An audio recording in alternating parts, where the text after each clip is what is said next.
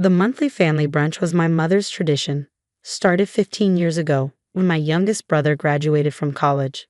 On the first Sunday of every month, everyone gathered at the country club, dressed nicely, performing the ritual of being a successful, loving family. I'd stopped attending regularly 3 years ago after I sold my cybersecurity company to Microsoft for $90 million. At first, I'd been too busy with the transition, then too busy building my next venture, and finally just too tired of performing for people who'd spent my entire childhood telling me I'd never amount to anything. But my grandmother had asked me to come this month. She was turning 90 and she wanted her whole family there. I couldn't say no to her. She was the only person in my family who believed in me, who had helped me pay for college when my parents said computer science was a waste of time for a girl. So I showed up in jeans and a nice sweater, driving the Honda I'd owned for 8 years because I didn't see the point in expensive cars. My mother was already holding court at the large table when I arrived, surrounded by my 3 siblings and their families, plus various aunts, uncles, and cousins. "Oh look, the millionaire has arrived," my brother Kevin announced as I approached. "Did you drive here in your fancy car, or did you take an Uber because you're too important to drive yourself?" "I drove," I said quietly, taking the only empty seat, which was, predictably, at the far end of the table, away from my grandmother. My sister Melissa laughed. "Let me guess. You still have that ancient Honda. I saw it in the parking lot. Very impressive for someone who supposedly sold a company for millions." "I like my car," I said. "You're an embarrassment," my mother said, not even pretending to lower her voice. "Your sister drives a Mercedes. Kevin has a Range Rover. Even your baby brother has a BMW. And you show up here looking like you shop at thrift stores." "I'm comfortable," I said. "You're comfortable being the disappointment," she corrected. "We tell people you're successful, and then you show up looking like this. How are we supposed to be proud of you?" I'd heard variations of this my entire life. When I was in college studying computer science, they said I'd never get a job. When I got a job at a tech startup, they said I was wasting my potential. When I started my own company, they said I'd fail within a year. When my company succeeded, they said I got lucky. When I sold it for $90 million, they said the buyers were idiots and it wasn't really worth that much. Nothing I did would ever be enough because I didn't perform success the way they wanted me to. I didn't buy luxury cars or designer clothes. I didn't post on social media about my achievements. I just worked, saved money, invested carefully, and tried to build things that mattered. My grandmother caught my eye from across the table and smiled sadly. She knew. She'd always known. Brunch proceeded with the usual performances, Kevin bragging about his sales numbers at his father-in-law's real estate firm, Melissa talking about her husband's promotion at his law firm, and my younger brother Daniel showing off photos from his vacation to Bali, funded entirely by our parents. "What have you been up to?" my Aunt Linda asked me politely. Before I could answer, my mother interrupted. "She sits in her apartment writing code. Very glamorous, very impressive." "I'm developing a new platform for small business cybersecurity," I said. "It's going well." "Still playing with computers," Kevin said. "Some things never change." My mother stood up then, holding her mimosa. She'd had at least 3 already. Her face had that flushed look that meant she was moving from tipsy into mean drunk. "Watch this," she said loudly, drawing everyone's attention. "This is how we treat people who embarrass the family." She walked over to where I sat and poured her entire mimosa over my head. The orange juice and champagne were cold and sticky, running down my face, soaking into my sweater and hair. The table went completely silent for about 3 seconds. Then Kevin started laughing. He pulled out his phone and started recording. "This is gold. This is absolutely gold." Melissa had her phone out too, filming from another angle. Daniel was recording on his phone, grinning. My cousins had their phones up. Half the table was filming me sitting there, juice dripping from my hair. "That's how we treat trash," my mother said clearly, making sure everyone could hear. "People who don't respect themselves or their family." I stood up slowly, juice dripping onto the floor. I looked at my grandmother, who had tears in her eyes but said nothing. She was 90 years old and had stopped trying to control her daughter's behavior decades ago. I picked up my purse, pulled out my wallet, and left $60 on the table for my portion of brunch. Then I walked out of the country club without saying a word. In my car, I sat for a moment, sticky, humiliated, and cried. Not because my mother had poured a drink on me. I'd survived worse from her. But because I believed, somehow, that maybe this time would be different. That maybe success on my own terms would finally be enough. I drove home, showered, put on clean clothes, and tried to forget about it. The video showed up on social media 6 hours later. Kevin had posted it on Facebook with the caption, "When your sister thinks she's too good for the family, Mom showing her what's what. Needed to be done." Melissa shared it with family dynamics. Sometimes people need to be put in their place. Daniel posted it on Instagram with laughing emojis.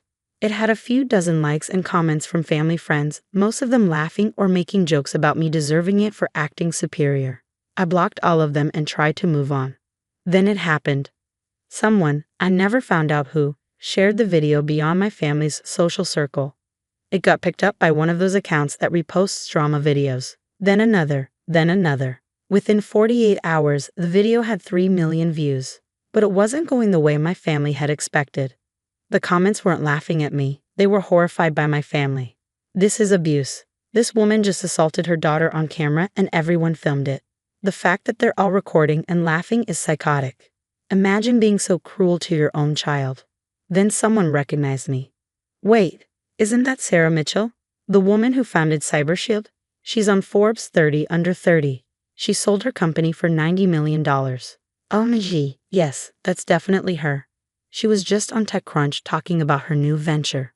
These people just assaulted a tech entrepreneur and posted it online thinking it was funny. The narrative shifted instantly. News outlets picked it up. Tech blogs wrote articles. Tech entrepreneur abused by family at brunch. Video goes viral was trending on Twitter. Family pours drink on Forbes featured CEO, made it to the front page of Reddit.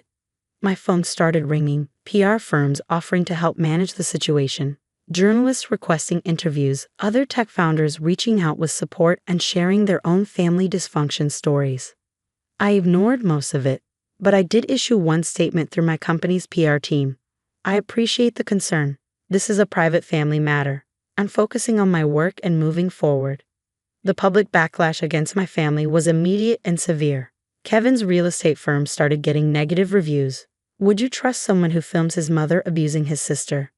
Clients began calling his office, asking if he was the person in the video. His father-in-law, who owned the firm, called him into a meeting. Kevin was fired 3 days after the video went viral. His father-in-law released a statement. "We do not employ individuals whose personal conduct reflects poorly on our firm's values." Melissa's husband was a partner at a law firm that prided itself on professional ethics. When the video surfaced showing his wife laughing and filming the assault, the firm's managing partners were not amused. They called him in for a meeting about conduct unbecoming. He wasn't fired, but he was told clearly that his wife needed to delete all social media accounts and issue a public apology. The partnership track he'd been on was quietly suspended. Daniel worked in marketing at a tech startup. A startup where half the employees followed tech news and absolutely recognized me from Forbes, TechCrunch, and various conference talks. They saw their colleague's brother gleefully filming what was essentially an assault. His CEO called him in. "We're a company built on respect and inclusion. We cannot employ someone who participates in and celebrates family abuse, particularly against a woman in tech. We're letting you go." My mother was retired, so she had no job to lose. But she was on the board of 2 local charities. Both boards asked her to step down after the video surfaced. We cannot have board members whose public conduct contradicts our organizational values. Her country club membership, the place where this had all happened, was suspended pending review. Several longtime friends stopped returning her calls. The rest of my extended family who'd been at that brunch and participated in filming received their own consequences. Aunts and uncles faced questions at work.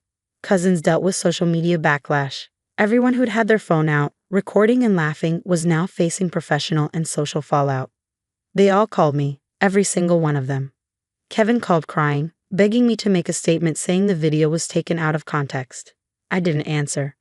Melissa's husband called, asking me to please tell the internet that his wife wasn't usually like this, that it was just a family joke gone wrong. I blocked his number.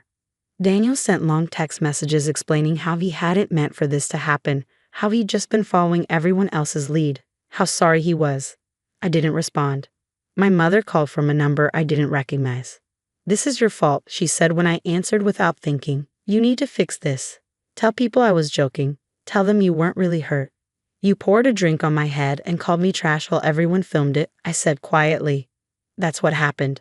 That's what the video shows." It was just family dynamics. You're too sensitive.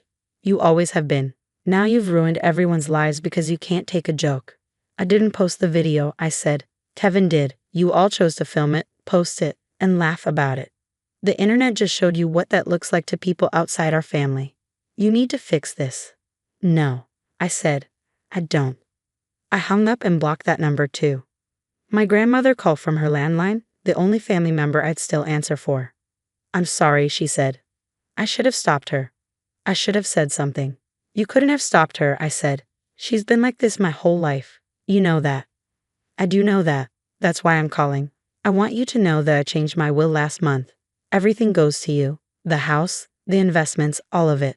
About $4 million total. Your mother gets nothing. Your siblings get nothing. Just you. Grandma, you don't have to do that. I do. I've watched them treat you like garbage for 30 years.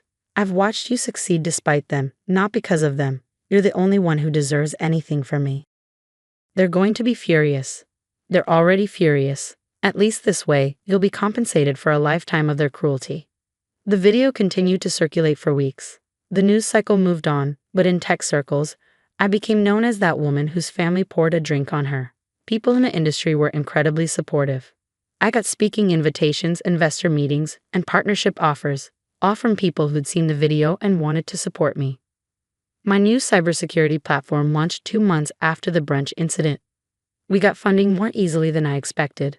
Investors specifically mentioned seeing the video and being impressed by how I'd handled the situation with dignity. You didn't fight back, didn't make it a media circus, just focused on your work, one investor said. That's exactly the kind of founder we want to back. The company was valued at $50 million at launch. 6 months later, we closed a Series A at $80 million. I owned 60%. My family's situation did not improve. Kevin's marriage fell apart. His wife left him, taking the kids, citing his failure to protect them from the public backlash. He moved in with my parents. Melissa's husband's partnership was formally withdrawn. He blamed Melissa. Their marriage became strained. Daniel couldn't find another job in tech. The video followed him everywhere. He moved to another city to start over. My mother was effectively ostracized from her social circle. The video had shown everyone who she really was, and they wanted no part of it. A year after the Brunch incident, my grandmother died peacefully in her sleep. The will reading was exactly what she promised. $4 million, split between her house, investments, and savings. All of it to me. My mother contested the will. The lawyer showed the judge the viral video. Your Honor, this video, which has been viewed over 20 million times, shows how the plaintiff treated her daughter. Mrs. Henderson's will specifically states that she's leaving everything to Sarah because Sarah was the only family member who treated her with consistent love and respect. The video supports this reasoning. The contest was dismissed. I sold my grandmother's house and donated a significant portion of the money to organizations supporting women in tech. The rest went into investments and savings. My family stopped contacting me after the will was settled. I heard through distant relatives that they blamed me for everything. For the video going viral, for their lost jobs, for their social ostracism, for the inheritance. They never once acknowledged that they created the video. They'd filmed it, posted it, laughed about it, and called it entertainment. They just never expected the world to see them the way I'd seen them my entire life. For years later, I'm running a successful company valued at over $200 million. I've been on multiple Forbes lists. I speak at conferences about cybersecurity and entrepreneurship. I've built a life I'm proud of. And somewhere, my family is dealing with the consequences of thinking that filming abuse was entertainment, and that posting it online would make them look good. They'd wanted to humiliate me. Instead, they documented exactly who they were for the entire world to see. Sometimes the best revenge is just stepping out of the way and letting people reveal themselves.